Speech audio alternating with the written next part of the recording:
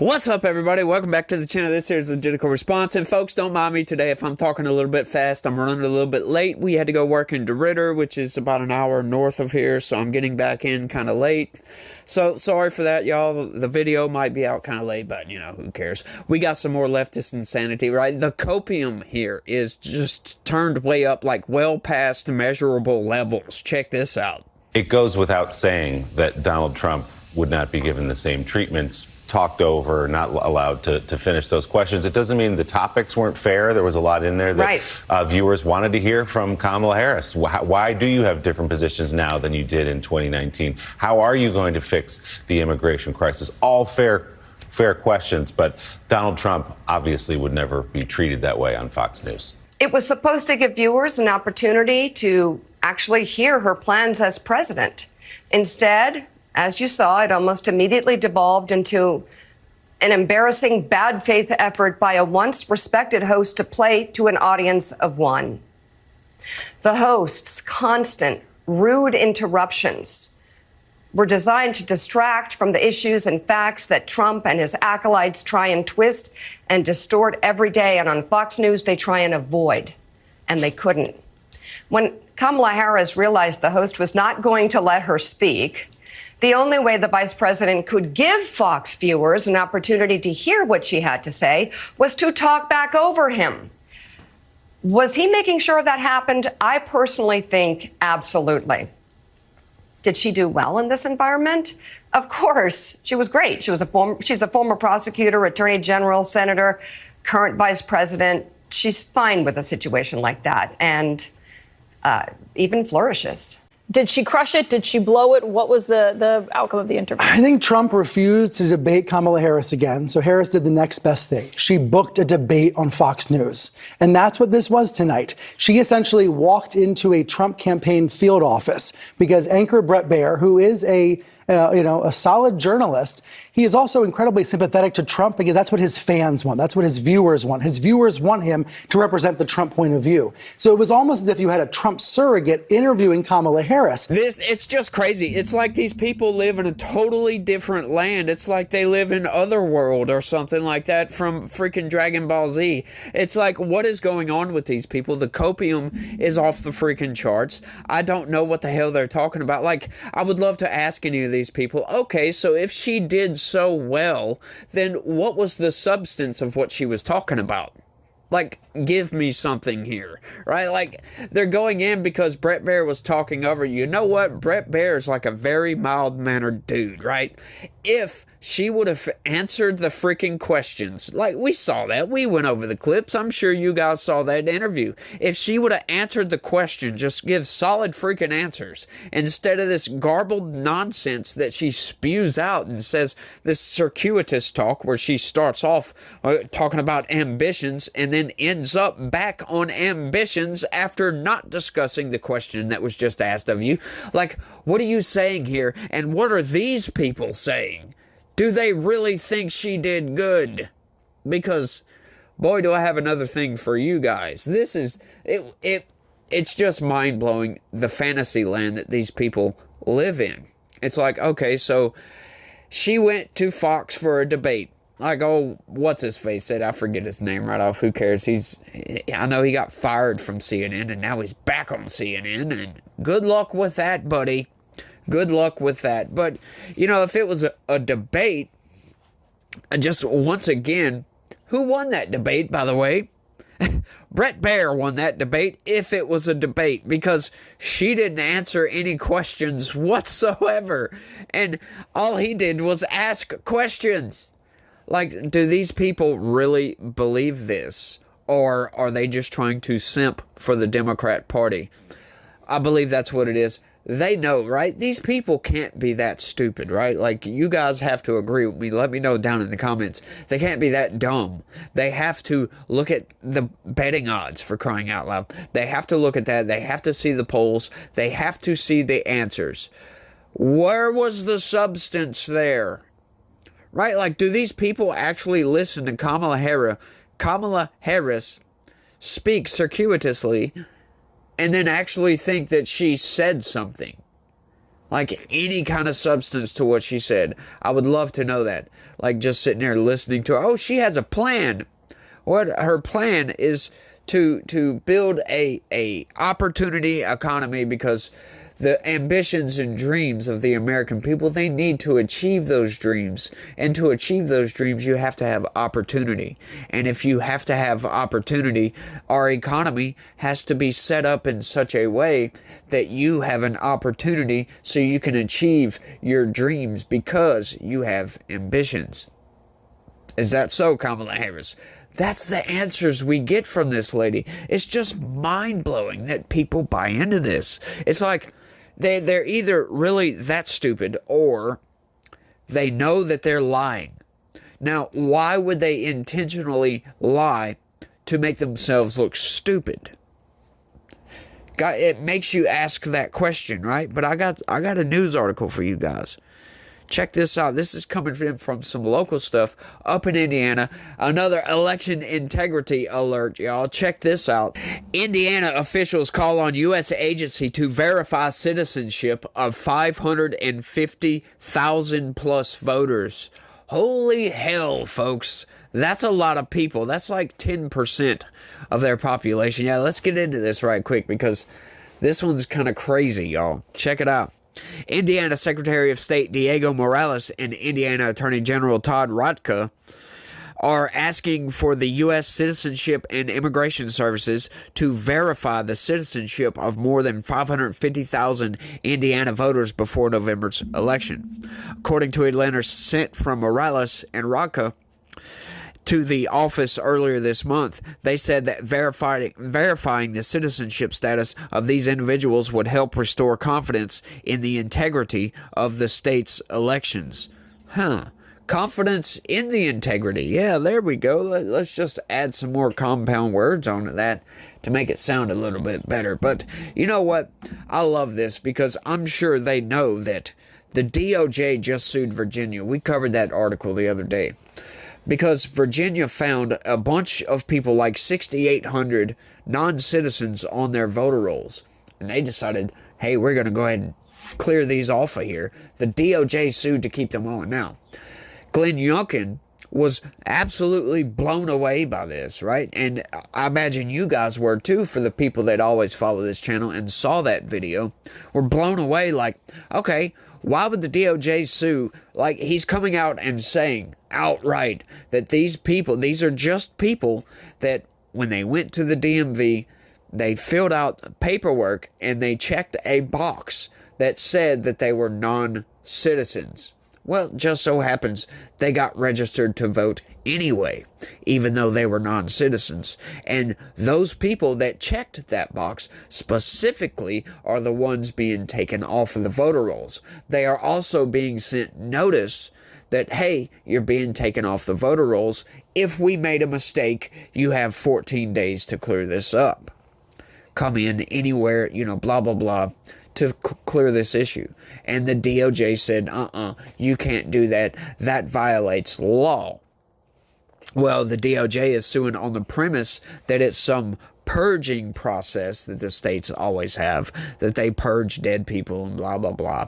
You get it. But it's not. Like, once again, Glenn Youngkin comes in and says, this is individualized, and it's specifically for people that went to the DMV, got a driver's license, filled out this paperwork, and checked a box specifically. This isn't purging voter rolls. They've already done all of that, right? So that's specifically what this is for. So now Indiana is coming in and doing this, and I imagine the DOJ is going to try to stop them from doing this, because once they get verification of citizenship, hang on, these are illegal votes, y'all, if they vote, right? So we need to take them off the voter rolls, because in Indiana, non-citizens can't vote in any elections, which makes a lot of sense. That is quite based, if you ask me. The letter states that the two are seeking the verification of 585,774 individuals under the following categories: Registered Indiana voters who register without providing a driver's license number or social security number. Registered Indiana voters located overseas. Registered Indiana voters who registered to vote without providing a driver's license number. So, there we go. That's a little bit of clarification on that. So, let's keep going with this, though.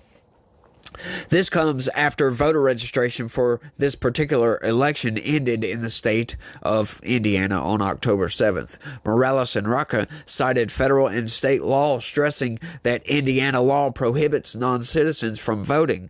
They also said that the state is obligated by federal law to perform list maintenance on its statewide voter registration list, including removing voters who are not eligible to vote from the voter rolls, right? So this is something procedural. They constantly do this all the time. They get rid of people off the voter rolls. That's normal.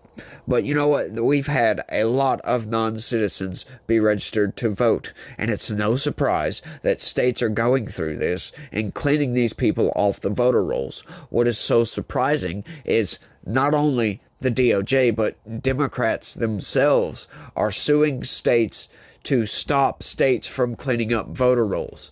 Why would you want to do this? Of course, we know why. We've got shadow campaign up in here, folks. Like, it doesn't make any sense. It's against the law, but yet they tell you, they'll get out there, they'll outright tell you, hey, look, it's illegal for these people to vote in federal elections, so they're not going to do it, so there's no need to do this. They're not going to vote. Right? Forgetting the simple fact that these people, a lot of these criminal aliens that come across the border illegally, broke the law to get here. So do you really think they care? Like, if a Democrat registers these people to vote, do you think they're going to know it's illegal for them to vote? I mean, think about that. You go to a foreign country and somebody gives you a driver's license, brings you into a motor vehicle office, and signs you up, which you're automatically registered to vote. They tell you you're registered to vote. What would that make you think? Think about that for a second. That would make you think that, hey, it's okay for you to vote. How are these people to know that some esoteric law on the books that's been there for pretty much the whole country's existence, probably? But how are they supposed to know that it's actually illegal for them to vote if these people registered them to vote? If you get registered to vote as a non-citizen, I mean, it's common sense. You're going to think you're eligible to vote. So why wouldn't these people vote? And then guess what, folks? If you question the integrity of the election, you get banned from social media and you'll get sued into oblivion. You'll get criminal charges by the DOJ brought up against you for doing so, for questioning the integrity of our elections. That's what they're doing to Trump. Now, that's kind of extenuating circumstances, to be honest, because we did have the alternate slate of electors situation that was going on. But hey, look, you know, that might be some novel crap to try to pull. But from everything I can tell, it's not really illegal. It's not. It was done before. And as a matter of fact, in 1960, Republicans certified an alternate slate of electors. Yeah, so there's the precedent for that. And that's why if this goes to court, I'm sure this will get overturned automatically, like just boom, outright, because there's precedent for this. This exact situation, pretty much. It's pretty much the exact situation with Trump. There's definitely precedent. In 1960, Richard Nixon, who I believe was the vice president, certified a slate of electors that was not certified by the state, by the way, that were brought by Democrats. So you got a whole lot of bipartisanship going on with that. And it was a wild situation. And that's where Donald Trump's lawyers came up with that idea, because there's already precedent for it. There is no precedent set to go after a former president for doing anything, as a matter of fact.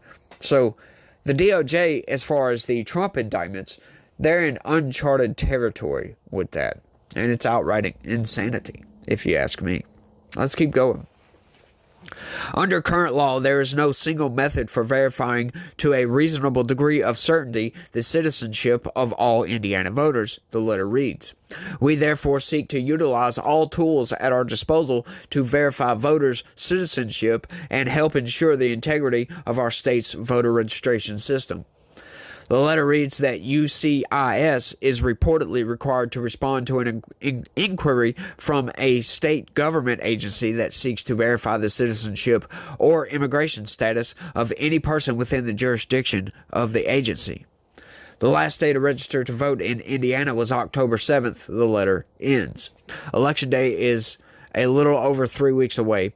We are thus at a crucial juncture in this election cycle when verifying the integrity of Indiana's voter rolls is of acute importance, because the right to exercise the franchise in a free and unimpaired manner is preservative of other basic civil and political rights. Hoosiers deserve to know that only eligible voters will be participating in our elections and that their votes will not be diluted or distorted by ballots cast by non-citizens.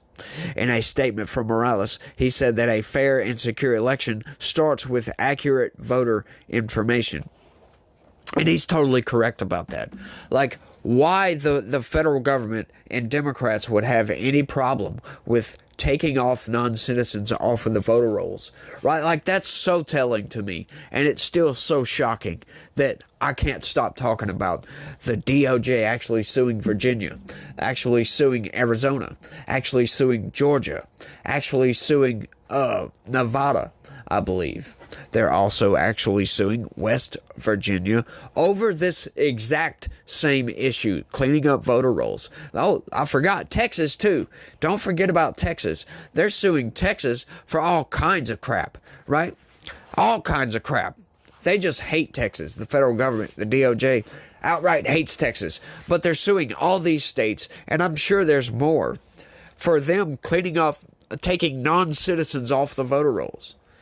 Like, I don't know where they get the precedent for one, where they get the authority for number two, because first off, the federal government is not supposed to interfere in state elections. Now, I do understand federal government does control somewhat, legal jurisdiction between states or whatever.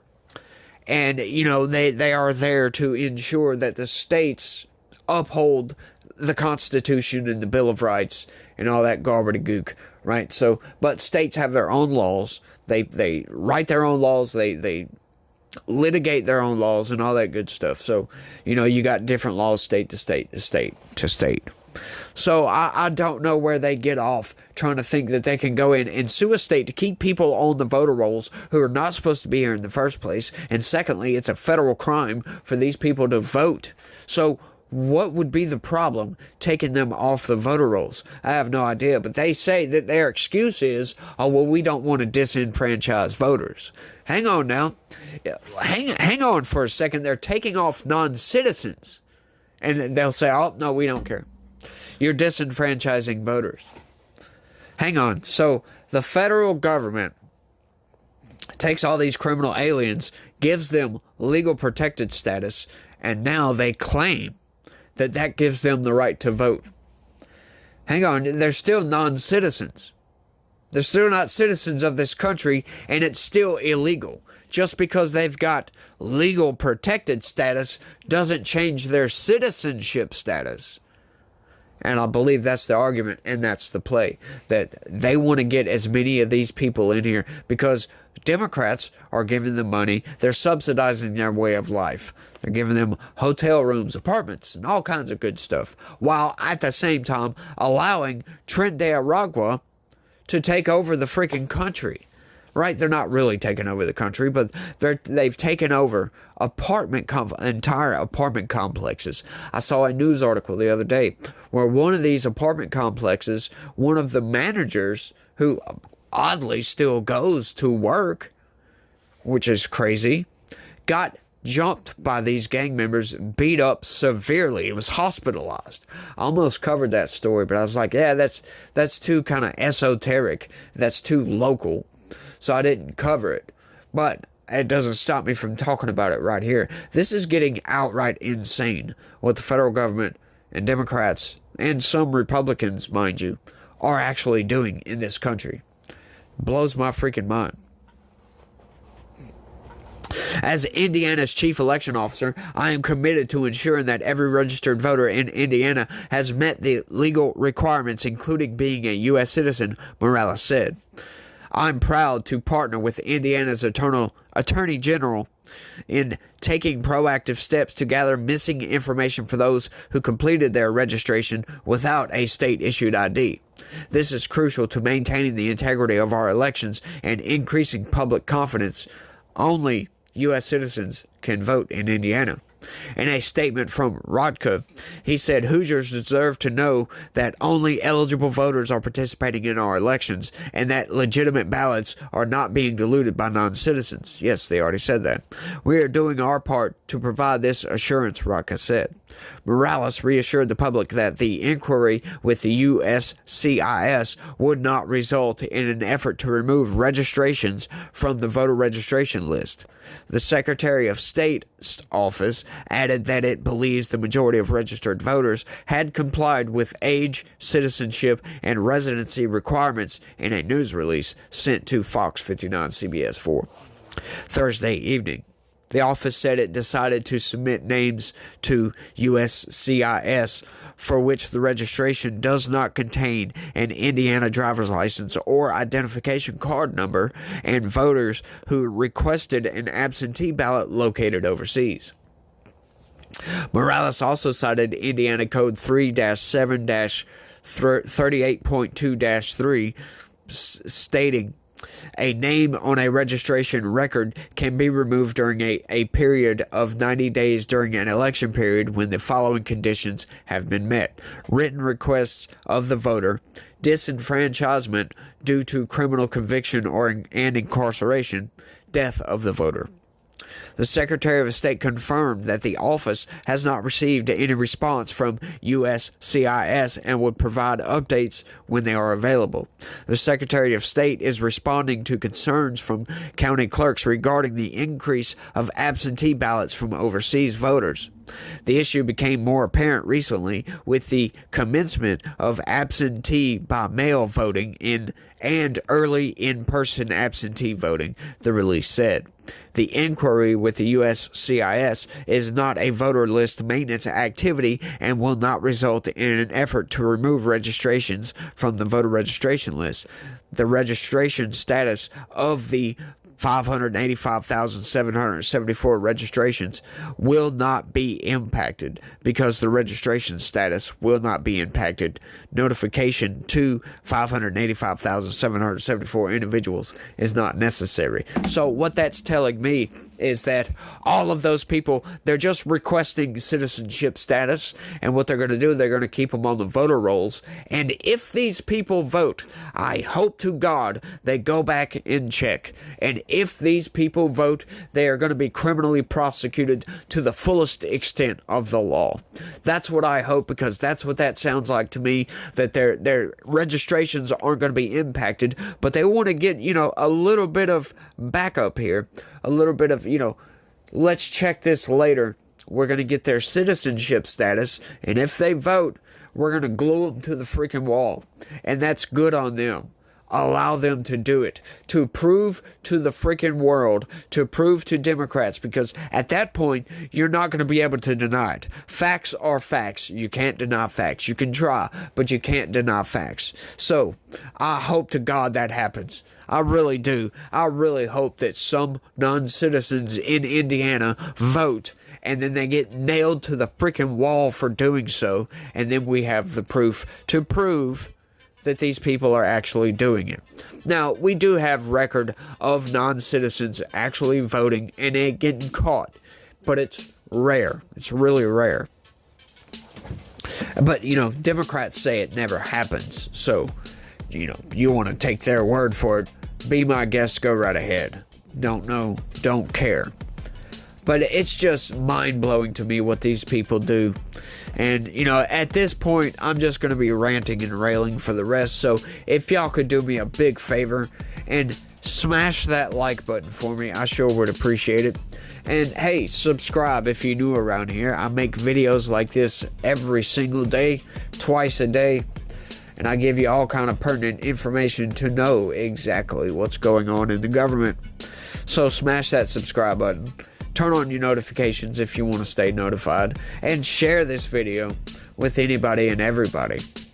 But I think that's all I got for this one now. I want to thank everybody for watching, and y'all try to have a good day and stay legitical. Peace.